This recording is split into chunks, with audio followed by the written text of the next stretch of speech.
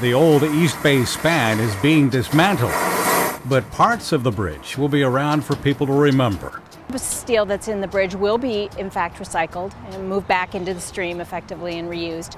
But a generous portion of the steel is also being saved for incorporation into civic and public art projects, for artists and other creative professionals to envision new ways to bring the bridge and the history of the bridge forward into the future. This is a program being sponsored by the Oakland Museum of California. They're the nonprofit sponsor of the program, and so all the information about it is available on the Oakland Museum of California's website under Bay Bridge Steel. It's about 0.01% of the steel in the bridge is the amount of steel that will be salvaged for the program, but that amounts to more than 450 tons of steel. The steel that we'll be distributing will be sandblasted, remediated to a specific standard so that people can understand what they're dealing with when they get it, and that the surface material will all be removed.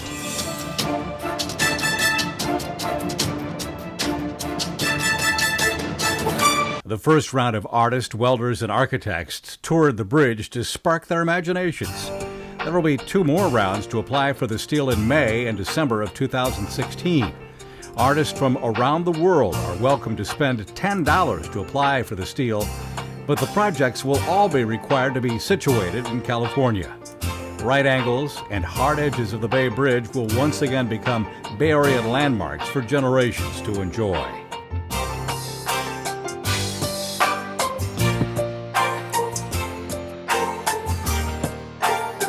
When I heard that the steel was going to be available, I wanted to take advantage of that and see if there was a way I could incorporate some of the story, me being a former steel worker as well, some of the story of this bridge into some art as well. It's very challenging to come to terms with something that's so incredibly loaded with history. It's kind of like a bridge god coming up to, and then I am a little artist, like, what am I going to do with this thing, right? This is the touchdown of the old Bay Bridge, where they're actually dismantling and loading material in. And there's a barge location here where they're dismantling some of it. And the really cool thing is our site is literally not across any significant roads and less than a mile from all those locations. So we're able to bring these giant 200,000-pound pieces directly to our site on giant oversized trucks. The Hi-Fi Design Lab in Oakland had already been working on an intermodal facility at the Port of Oakland, where truckers, longshoremen, and tourists will one day converge.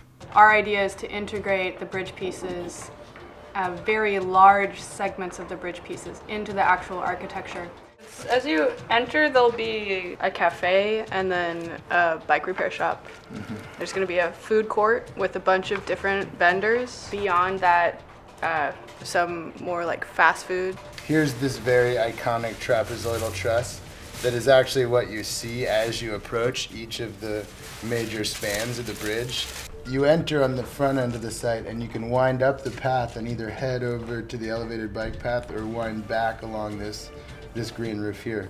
The steel extension here is basically the extension of a rooftop platform. So you can see more in this image. Basically, the public will be able to circulate on top of this roof, which will be a vegetated roof. And the park. Yeah, exactly.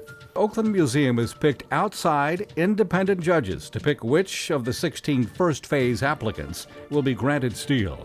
The winners will have 6 months to secure permits and lock down sponsors. The program doesn't provide funding for the projects. It provides for the material at no cost to applicants who are successful, but the applicants must secure their own public site and all the approvals that are necessary for that, and also generate their own funding. On the Old Bay Bridge, Mark Jones reporting.